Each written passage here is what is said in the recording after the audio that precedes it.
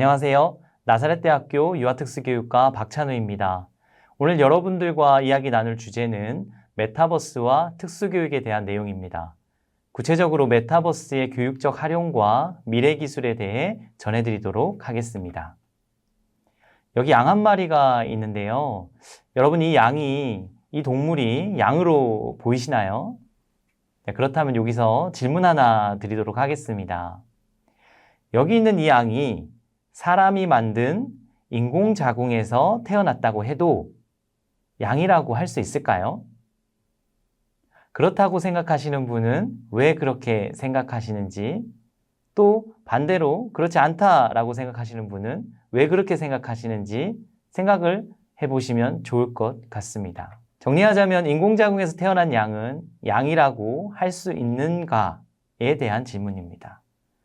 두 번째 질문입니다. 테슬라의 창업주인 일론 머스크는 뉴럴링크라는 기술을 개발하겠다고 선포했습니다. 뉴럴링크는 인간의 뇌신경에 전자칩을 연결하고 전기 신호를 제공해서 인간이 생각만으로도 신체 또는 로봇을 움직일 수 있도록 하는 기능을 말하는데요. 이 기술은 인간의 신체적 한계를 극복하기 위해서 치매나 파킨슨병, 그리고 또 전신마비 질환 치료에 적용할 수 있고 나아가 여러 분야에서 활용될 수 있기 때문에 앞으로 더욱 각광받을 수 있을 거라고 생각을 합니다. 그렇다면 인간의 뇌와 연결된 디지털 칩은 과연 인간에게 무해할까요?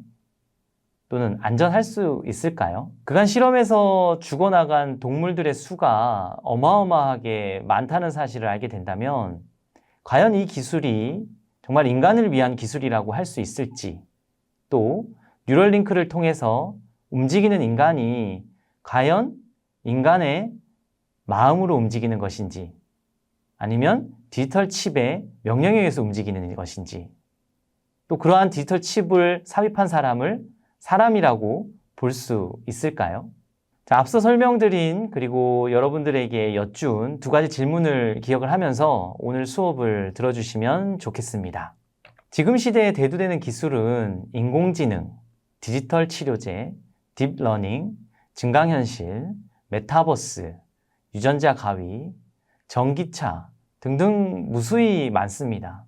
그럼에도 사람들은 지금 시대를 인공지능 시대 또는 4차 산업혁명 시대, 메타버스의 시대라고 말합니다. 앞으로 세상을 이끌 주요 기술들이라고 생각하기 때문이죠. 그렇다면 우리가 자주 접하는 메타버스라고 하는 것, 그 메타버스라는 것은 과연 무엇일까요? 그 의미를 한번 살펴보도록 하겠습니다. 많이 들어보셨을지 모르지만 메타버스는 전체라고 하는 의미의 메타와 우주라는 의미의 유니버스, 이 단어들의 합성어로 이루어진 단어입니다. 디지털과 현실이 함께 존재하는 세상 또는 그러한 컨텐츠 그리고 경험 등을 의미하는데요. 이러한 메타버스가 발전을 거듭하면서 그 의미와 정의가 매우 다양해지고 그리고 의미가 조금씩 변화하는 모습을 볼 수가 있습니다. 그 내용을 한번 살펴보도록 하겠습니다. 먼저 미국의 기술연구단체인 ASF는 초기 메타버스 발전을 주도했던 기술단체인데요. ASF는 가상적으로 향상된 물리적 현실과 물리적으로 영구적인 가상공간의 융합이라고 정의하였습니다. 또 알마르주키는 수많은 사람들과 동시에 상호작용할 수 있는 몰입형 3D 가상공간으로 정의했는데요. 이러한 정의에 반해서 국내 김상군 연구자는 온라인에서 현실 세계와 같이 경제, 문화, 사회활동이 가능하도록 구현된 가상세계로 정의하고 있습니다. 이전의 정의는 기술적 정의에 가까웠다면 최근의 정의는 가상공간 내에서 이루어지는 교육과 경제, 문화, 사회활동을 강조하고 있다고 볼 수 있습니다. 자, 이러한 흐름에 따라서 최근 교육 분야에서는 개보경 등의 연구에 의하면 학습자가 물리적인 현실과 시공간을 초월한 가상세계를 경험하고 학습자와 다른 학습자가 서로 소통하는 융합된 공간이라고 정의하였습니다. 자, 근래의 메타버스는 조금 넓은 의미로 받아들여지는데요. 현실과 가상이 융합된 공간에서 사용자와 가상 정보가 지속적으로 상호작용하며 교육과 문화, 그리고 경제적 가치를 창출하는 공간이라고 정의되고 있습니다. 자, 크게 메타버스는 다음에 4가지 유형으로 구분됩니다. 먼저 증강현실과 라이프 로깅, 그리고 거울세계, 가상세계가 그것인데요. 각 유형을 나누어 살펴보도록 하겠습니다. 자, 먼저 증강현실입니다. 자, 증강현실은 현실 위에 가상 정보가 제공되는 기술을 말합니다. 이 기술은 교육 분야에서 실감형 컨텐츠로 불리우면서 디지털 교과서나 박물관, 체험 교육에 활용되고 있습니다. 그 다음으로는 라이프 로깅인데요. 라이프 로깅은 개인이 창출하는 여러 정보를 지속적으로 기록하고 관리하는 기술로 헬스케어나 인스타그램과 같은 서비스에서 활용되고 있습니다. 자, 거울 세계는 현실 세계를 그대로 디지털화한 기술이라고 볼 수 있는데요. 여러분들이 사용하시는 구글 맵이나 내비게이션, 그리고 또 에어비앤비와 같은 그러한 서비스들에 활용되고 있습니다. 마지막으로 가상세계는 디지털화된 가상 공간에 디지털 자아라고 하는 어떤 특정 아바타, 개개인을 표현하는 특정 아바타가 교육과 경제 활동을 이어가는 것으로 여러분들 흔히 잘 아시는 제페토나 로블록스, 마인크래프트와 같은 서비스가 있습니다. 자, 메타버스는 다양한 유형으로 발전하고 있기 때문에 메타버스를 그냥 제페토 또는 로블록스와 같은 가상세계로만 이해하는 것은 어려움이 있습니다. 구체적으로 알아볼 유형의 첫 번째로는 증강현실입니다. 증강현실은 현실 세계 위에 디지털 기기로 가상 정보를 겹치게 또는 보이게 해서 사용자에게 보다 다양하고 풍성한 디지털 정보를 제공하는 것이라고 볼 수 있습니다. 따라서 이러한 기술의 특성상 교육 분야에서 매우 활발하게 활용되고 있는데요. 그 대표적인 예가 바로 디지털 교과서입니다. 디지털 교과서는 우리가 흔히 사용하는 교과서에 증강현실이나 가상세계와 같은 정보들을 포함하고 있는 교과서다라고 쉽게 말씀드릴 수가 있는데요. 이러한 디지털 교과서는 학생들에게 보다 현실감 있고 또는 실제감 높고 또 실제적인 경험을 제공하는데 효과적으로 받아들여지고 있습니다. 따라서 특수교육 분야에서 매우 활발하게 활용되고 있습니다. 증강현실은 특수교육 대상 학생들에게 박물관이나 과학관 체험을 할 때 보조자료로 활용되기도 하고 또 실제로 현재 많은 박물관과 과학관, 기념관, 체험관 이런 등등에서 디지털 도슨트로 널리 활용되고 있습니다. 뿐만 아니라 증강현실 앱은 발달장애 학생들이 일상생활 기술을 향상하는 데 유용하게 활용되고 있는 경우도 있는데요. 지금 보시는 모습은 특수학교에서 양치지도를 증강현실 앱을 활용해서 하고 있는 모습입니다. 이 학생이 처음에는 양치를 혼자 하기 어려워해서 선생님께 신체적인 도움을 받아서 양치를 하다가 이제 증강현실 앱을 가지고 양치하는 방법이나 그 다음에 양치하는 시간 등등에 대한 정보들을 시각적으로 제공을 받아서 스스로 양치하는데 큰 도움을 받았습니다. 다음은 고등학교 수업 시간에 AR존이라고 하는 증강현실 앱을 활용해서 중도 지적 장애 학생에게 텃밭에서 자라나는 여러 식물에 대해서 수업하고 있는 장면인데요. 학생들이 평소에 텃밭에 관심을 크게 보이지 않다가 증강현실 앱으로 식물 이름판이나 그 다음에 화분과 같은 것에 증강현실 정보들을, 디지털 정보들을 삽입해서 활동을 한 결과 텃밭 활동에 흥미를 갖고 또 적극적으로 참여하는 모습을 볼 수가 있었던 사례입니다. 자, 뿐만 아니라 지금 보시는 것 같이 교과서 지면으로 표현하기 어려운 내용들, 이러한 내용들은 다양한 가상 정보를 통해서 특수교육 대상 학생들에게 실제감을 제공하고 또 현존감을 제공해서 보다 높은 학습 효과를 가지는 도구로 활용되고 있다고 볼 수 있습니다. 앞으로는 디지털 교과서가 인공지능 교과서로 개발되고 있는데요. 인공지능 교과서는 학생 개개인의 학습 진도, 학습 요구, 또 학습 계획과 평가 이런 것들과 연계돼서 교사에게는 학생에 대한 정보를 제공하고 학생에게는 개인 맞춤형 콘텐츠를 제공하는 방향으로 발전하고 있습니다. 다음으로 라이프 로깅이라고 하는 일상 기록 유형입니다. 라이프 로깅은 사용자로부터 생성되는 여러 가지 정보를 기록하고 관리하는 서비스 유형입니다. 대표적인 예로 여러분들 사용하시고 계시는 건강관리 앱이나 달리기 앱, 그리고 인스타그램과 같은 서비스를 말합니다. 자, 이런 라이프 로깅은 이 모든 정보들을 기록하고 관리하는 유형입니다. 그리하여서 개개인에게 적합한 서비스들을 제공하거나 추천할 수가 있죠. 예를 들어서 달리기 앱을 통해서 매일같이 기록되는 달리기 기록을 이거 분석을 하게 되면 사용자가 달리는 장소, 이동하는 거리, 힘들어하는 특정 구간, 심박수의 변화, 운동하는 시간과 요일 등 매우 다양한 정보들을 분석할 수가 있는데요. 이는 다양한 마케팅에 활용될 수가 있고 또 건강 정보를 제공하거나 또 건강 관리에 매우 유용한 자료로 활용될 수가 있겠죠. 특수교육 분야에서도 라이프 로깅과 같은 기술은 매우 유용하게 활용될 수 있는데요. 특히 중도 중복 장애 학생들에게 건강관리 측면에서 실시간으로 데이터를 기록해서 관리할 수 있는데 큰 장점이 있습니다.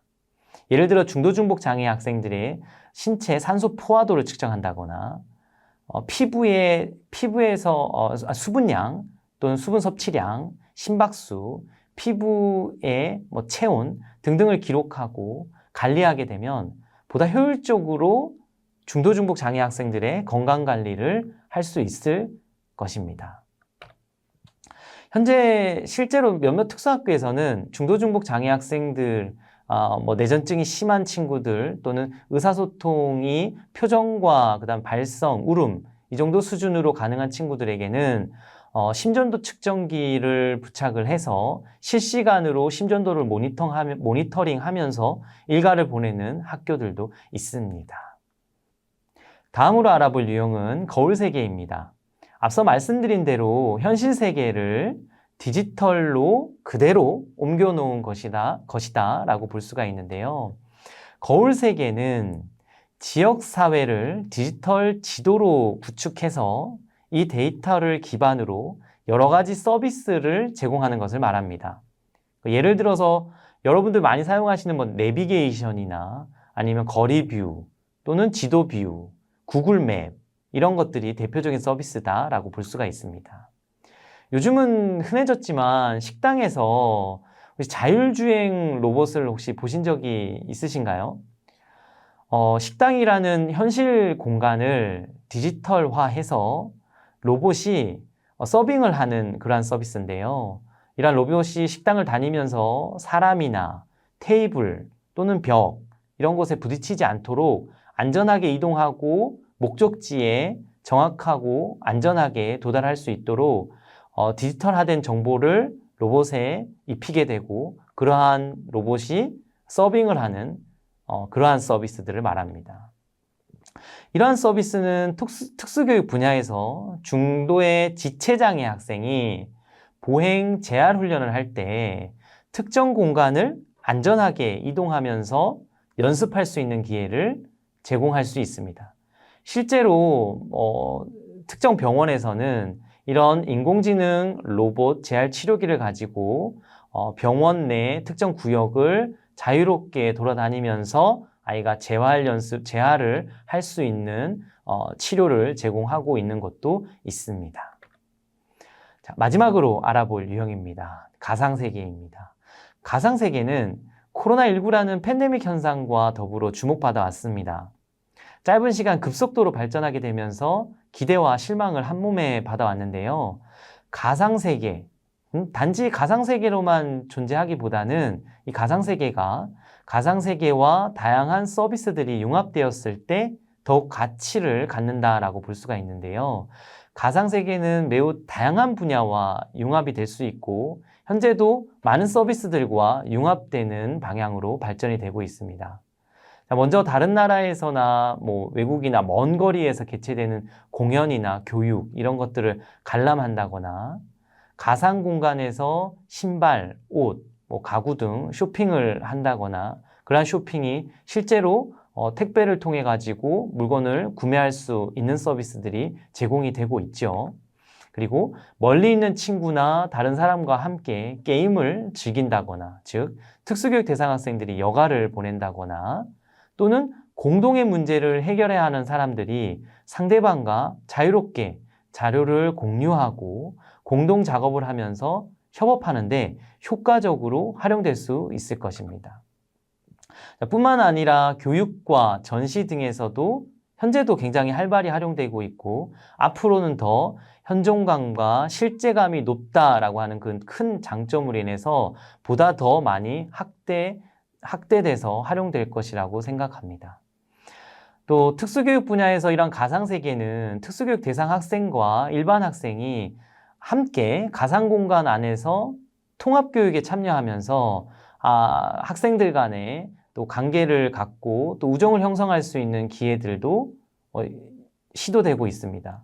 실제로 이천다원학교는 메타버스 통합교육을 통해서 장애 학생과 비장애 학생이 가상공간 안에서 같이 활동을 하는 수업 동아리를 운영을 하고 있습니다. 뿐만 아니라 다양한 신체 활동을 촉진하는 디지털 공간이 특수학교들마다 구축이 되어서 특수교육 대상 학생들이 신체적 그리고 정서적으로 성장할 수 있도록 돕고 있기도 합니다. 최근에는 발달장애 학생이 사회성 발달을 위해서 발달장애 학생을 대상으로 사회성 발달을 위해서 가상공간을 기반으로 디지털 치료제가 개발되었습니다. 사회기술을 익히기 어려운 발달장애 학생들이 가상공간 안에서 현실 세상에서 필요한 여러 가지 사회적 기술들을 배우고 연습하고 나아가서 응용하면서 사회성을 기르는 데 도움을 주고 있는데요. 이 컨텐츠는 임상적으로도 효과가 입증이 되어서 국내 디지털 치료제로 승인을 받았습니다. 현재는 여러 대학 병원에서 실제로 이러한 디지털 치료제로 발달장애 학생들을 치료를 실시를 하고 있습니다. 여기서 잠깐 그 디지털 치료제라고 하는 것을 잠깐 간단하게 설명을 드리도록 하겠습니다. 디지털 치료제는 의학적 장애나 질병을 예방하고 관리 그리고 또 치료하기 위해서 환자에게 치료적인 개입을 제공하는 소프트웨어 의료기기를 말합니다. 디지털 치료제는 디지털 기술과 다양한 치료 분야가 융합된 형태로 서비스가 제공이 되는데요. 기존 치료제와는 달리 독성이나 부작용이 없고 비용이 적게 들고 실시간으로 그리고 또 연속적으로 환자 관리가 가능하고 24시간 모니터링이 가능하다는 큰 장점이 있습니다. 따라서 이러한 장점을 기반으로 환자 개개인의 데이터들을 종합하고 분석해서 보다 효과적인 치료를 위해서 효과적인 치료를 제공한다는데 아주 큰 특징이 있습니다. 앞으로 특수교육 분야뿐만 아니라 다양한 분야에서 활용될 것으로 기대되는 부분입니다. 네, 지금까지 메타버스에 대해서 살펴보았습니다. 앞서 많은 정의를 소개하고 그에 따른 유형을 소개하면서 과연 메타버스라고 하는 것이 나와 멀리 떨어져 있는 것이 아니구나 라고 하는 것을 느끼셨을 겁니다. 즉 메타버스에서 눈여겨보아야 할 것은 인간이 생성하는 데이터 그리고 인간과 데이터를 잇는 디바이스, 인간을 둘러싼 환경, 인간과 인간이 구성하는 사회, 이 모든 것이 서로 연결된다라고 하는 사실입니다. 앞으로 인간은 다양하게 정의될 수 있을 것이고, 인간은 다양한 모습으로 정의될 것입니다. 그러기에 메타버스 시대를 사는 우리는 우리가 개발해야 할 기술의 방향은 사람을 향해야 하고 우리와 함께 사는 자연을 향해야 할 것입니다. 감사합니다.